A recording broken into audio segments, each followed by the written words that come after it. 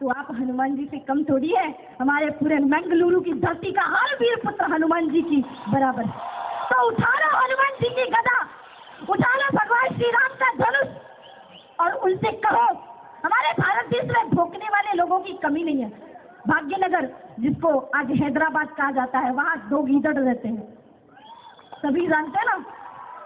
वो गीदड़ इतना चिल्लाता है लेकिन सिर्फ अपने झुंड में चिल्लाता है। उस गीदड़ की इतनी औकात नहीं है कि हिंदुओं के सामने आके कुछ बोल सके। अपने झुंड में वो होता है ना, एक गीदड़ बोलता है तो पीछे पीछे सारे गीदड़ चिल्लाने लगते हैं और कुछ हिंदू डर जाते हैं कि ये ऐसा कह रहा है, ये ऐसा कह रहा है। अब उसकी बात का अंदाजा आप इसी शब्द से लगा सकते हैं कि उसने कहा कि 25 मिनट के लिए पुलिस से हटा दो। इसका मतलब उसको पुलिस से डर है। ये जो पुलिस है ना, इनके अंदर भी हिंदुओं का खून है। अगर भारत की पुलिस को ललकार के कहता है ना, भारत की पुलिस अगर चाह ले, वो तो राम जी का उसने नाम लिया, भले गाली थी उसने, वो तो उसने राम जी का नाम लिया, इसलिए अभी तक जिंदा है भैया, वरना उसके हड्डियां कहाँ जाती पोस्टमार्टम के लिए भी दिखाई नहीं देती। होते ऐसे कई लोग, होते हैं ऐसे गीदड़ जो रहते भारत देश में है, खाते भारत देश की और बजाते पाकिस्तान के। ऐसे देशद्रोहियों को जूते मार के भारत देश से निकाल देना चाहिए। कई लोग कहते हैं साध्वी जी आप तो संत हैं, संतों को ऐसे शब्द नहीं बोलने चाहिए, संतों को गालियां नहीं देनी चाहिए। मैंने कहा भैया अब हम उस परंपरा के संवाहक नहीं रह गए जो परंपरा में कहते थे कि कोई इस गाल पे मार दे तो भैया ये गाल भी दे दो। ना बहुत मार लिया और बहुत मरवा लिया। अब तो थप्पड़ मरवाने की बात नहीं है कि कोई इस गाल में मारे तो ये गाल भी दे दे। हम बहुत कह चुके। एक दोहा सुना होगा आपने, उसमें कहा जाता जो तो को काटा वो है, ताको वो तुम फूल और ताको फूल को फूले बाको है त्रिशूल। मैं कहती हूँ नहीं, अब फूल जो त्रिशूल वो है उसको फूल मत देना, जो तो को काटा वो है। हिंदू याद रखना, ये लाइन हमारे भारत देश की संतों की है। ये जो बात मैं आज मंच से बोलूंगी आप सबके लिए है। गांठ बांध लो इस बात को कि जो तो को काटा वो है, ताको वो तुम भाला और वैसी साला क्या याद रखेगा पड़ा हिंदू से पाला। अगर भारत देश में जिसे रहना होगा उसे वंदे मातरम कहना होगा। भारत देश में राम मंदिर पे इतने सारे अड़चन आ रहे हैं, कभी कहता है कोर्ट निर्णय करेगी। आप बताओ राम मंदिर का निर्णय क्या कोर्ट करेगी? नहीं, ये हिंदुओं की आस्था है, हिंदुओं की श्रद्धा है। हम सभी चाहते हैं ना राम मंदिर बने, हाथ उठाइए। सभी चाहते हैं ना राम मंदिर बने। हैदराबाद में कहा जाता है हम राम मंदिर बनने नहीं देंगे। वो कहता है राम जी के माता पे प्रश्न चिन्ह उठाता है। मैं तो एक ही बात कहूंगी कि ओवैसी तू क्या, तेरा बाप भी आ जाए तो राम मंदिर बनने से रोक नहीं सकता। और तेरा बाप क्या, पूरा पाकिस्तान भी आ जाए ना तो राम मंदिर बनने से कोई नहीं रोक सकता। और इस मंच से कहते हैं हम, इस मंच से कहते हैं कि राम मंदिर तो बनेगा, अयोध्या में बनेगा और दूसरा राम मंदिर इस्लामाबाद में बनेगा। और ये सारे हिंदू जाके वहां पे पूजा करेंगे, अर्चना करेंगे, वंदना करेंगे। हमें कहा जाता है हम धर्मांतरित करते हैं। हम धर्मांतरित करते हैं? नहीं, हम तो घर वापसी करते हैं। धर्मांतरण तो वो करते हैं, एक मुट्ठी चावल दे दिया, राइस क्रिश्चियन बन गए। एक पैरासीटामोल की टैबलेट दे दी, वो धर्मांतरित हो गए। हमारी बहन बेटियों की इज्जत को लूटा जाता है, अस्मिता को लूटा जाता है, लव जिहाद का शिकार बनाया जाता है। अपनी बहनों के हाथ में घर जाते ही एक एक तलवार पकड़ा देना, एक एक शस्त्र पकड़ा देना और कहना बहन याद रख, कोई भी मुसलमान तेरी तरफ आंख उठा के देखे तो सबसे पहले इसी तलवार से उसकी गर्दन को काट देना, पर कभी लव जिहाद का शिकार ना होना। भैया आपको पता है इनका दूसरा जिहाद है लैंड जिहाद। गली में जाओ आप, बेंगलोर रोड में चले जाओ, मुंबई रोड में चले जाओ, कहीं भी जाओ, हर 10 किलोमीटर पे छोटी सी जगह पे हरा हरा चादर उड़ा देते हैं और अल्लाह अल्लाह करके हल्ला करना शुरू कर देते हैं। हमें तो भैया परमिशन मांगनी पड़ती है, हमने कहा शाम को प्रोग्राम कराना चाहिए, थोड़ी धूप है। तो कहा नहीं साध्वी जी यहाँ तो परमिशन बड़ी मुश्किल से मिलती है। हम कहते हैं वाह, हम अगर माइक चलाए तो उनको परेशानी होती है, यहाँ के गवर्नमेंट को, सरकार को, सबको परेशानी होती है। और उनका तो सुबह 5 बजे से जो शुरू होता है महाराज, रात तक बंद नहीं होता, तब सरकार की कान बहरे हो गए, तब समझ में नहीं आता, तब ध्वनि प्रदूषण नहीं होता, तब साउंड पॉल्यूशन नहीं होता।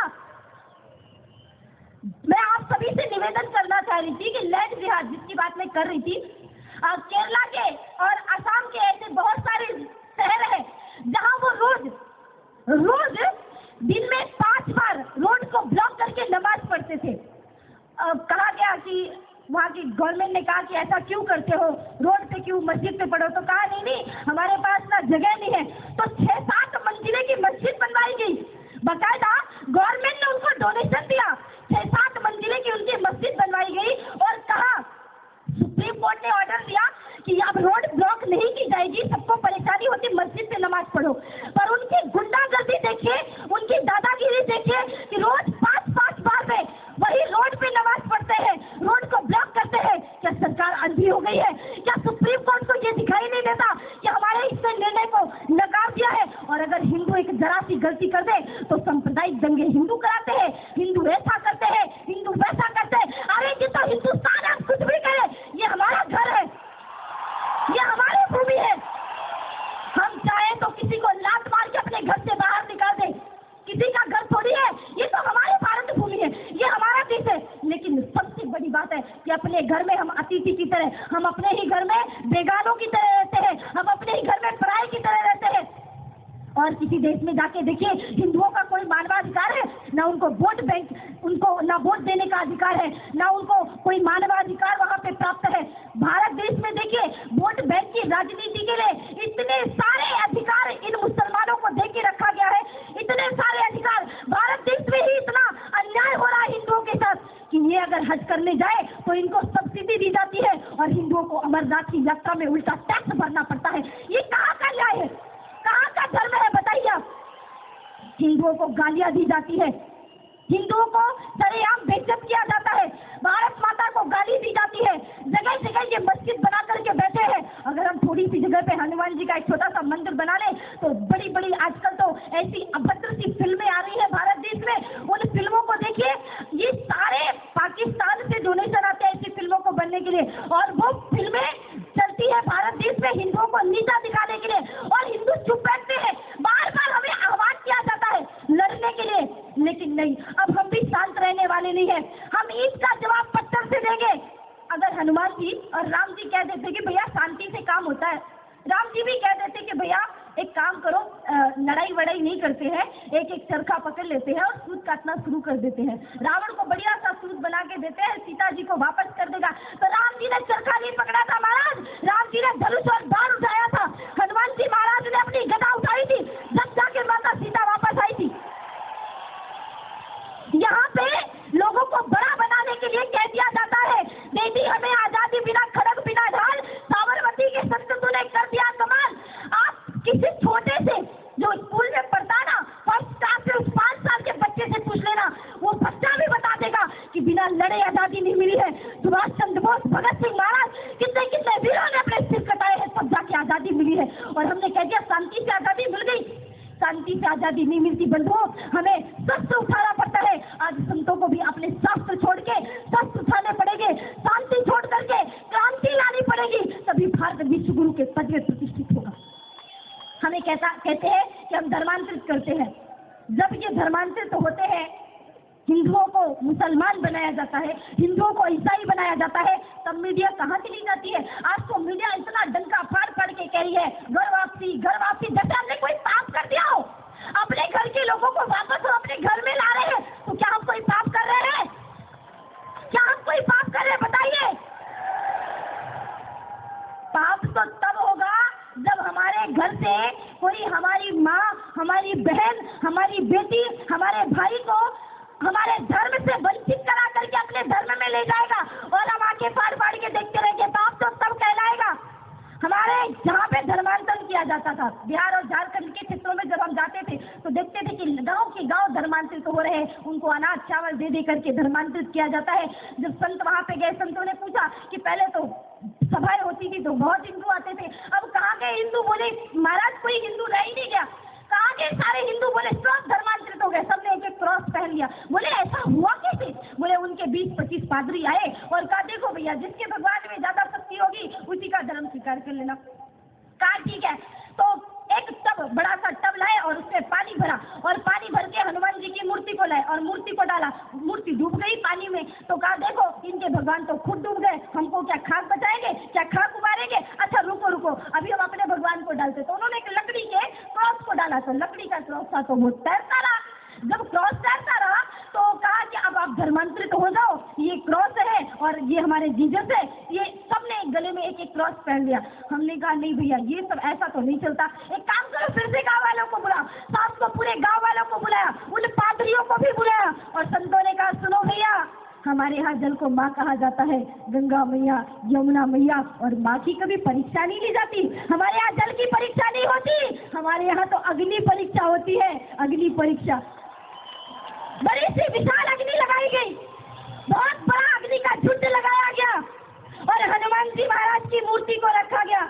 मूर्ति तो ऐसे चमक रही थी जैसे सोना अग्नि में चमकने के बाद कुंदन बन जाता हो। लेकिन जैसे ही उनके गले से लकड़ी के क्रॉस को निकाल के डाला गया, सारे क्रॉस धू करके वहीं पे जल करके भस गए। अब भैया जो खुद ही जल गया वो खाक हमारी रक्षा कर पाएगा? कहा गया है कि ईसा कौन है? भगवान के बेटे ना। और गीता में भगवान ने क्या कहा है पता है? ममैव ईशो जीव लोके जीव भूतः सनातना। ये जीव, हर जीव ईश्वर का अंश है, हर जीव भगवान का पुत्र है। तो भैया हम भगवान के खुद पुत्र हैं, हमें किसी और की जूठन चाटने की आवश्यकता नहीं है। हम खुद भगवान के पुत्र हैं, हमें इतनी बड़ी विरासत दी गई है। तो हमें धर्मांतरण के नाम पे ताने ना दिए जाए। हम धर्मांतरण नहीं, घर वापसी करते हैं। भारत देश में जो 100 करोड़ हिंदू है उनको 125 करोड़ बना करके दम लेंगे, तब घर वापसी का कार्यक्रम सिद्ध हो जाएगा।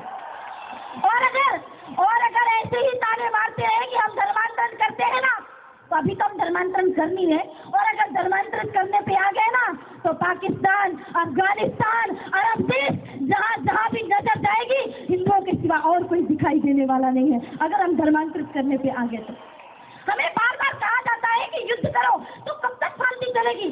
कब तक शांति चलेगी? शांति कब तक चलेगी बताइए? सोमनाथ का मंदिर टूटा फिर भी तुम खामोश रहे, जिसने चाहा उसने लूटा फिर भी तुम खामोश रहे।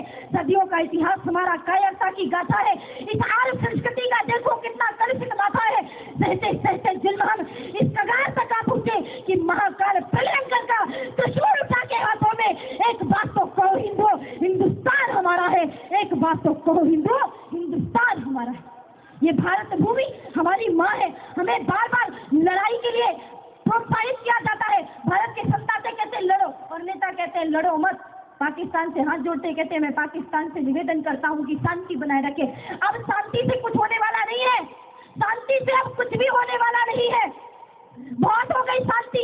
सदियों से हम विश्व शांति का अनुष्ठान करते आए, मानवता के हित चिंतन का वृंदगान करते आए, किंतु समर की बेला में हम महाकाल बन जाते हैं। वक्ष फाड़ के दुश्मन का लहू तक पी जाते हैं।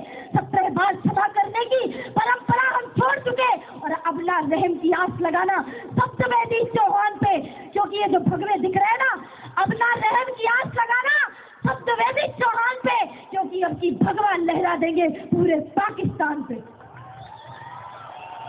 बार बार हमें युद्ध के लिए कहा जाता है ना, तो करो युद्ध, हमारा कोई घाटा नहीं होगा। हाँ, हमें अभी कहा गया 25 करोड़ हिंदू मुसलमान 100 करोड़ हिंदुओं को मार डालेंगे, 25 मिनट के लिए पुलिस हटा दो। याद है ना एक बार पुलिस हटी थी 6 दिसंबर के दिन, बाबरी का ढांचा चकनाचूर करके रख दिया था बजरंग दल। मैं तो कहती हूँ पुलिस को भी शामिल कर लो। ये जो पुलिस वाले हैं इनके अंदर बहुत अंदर से आग जल रही है। इनको तो ऊपर से ऑर्डर मिलते हैं, वरना ये खुद ही कम का इनको मिटा करके तहस नहस करके चकनाचूर कर दो। इतनी आग जलती है ना इनके हृदय में। जब ये देखते हैं, मुझे कई सारे लोग कहते हैं साथी जी हम ये करना चाहते हैं, तो हम भी आज कहते हैं इसी मंच से कि करो युद्ध, हम भी अपना सपना सच कर लेंगे। सिंधु नदी के सावन जल से श्रद्धा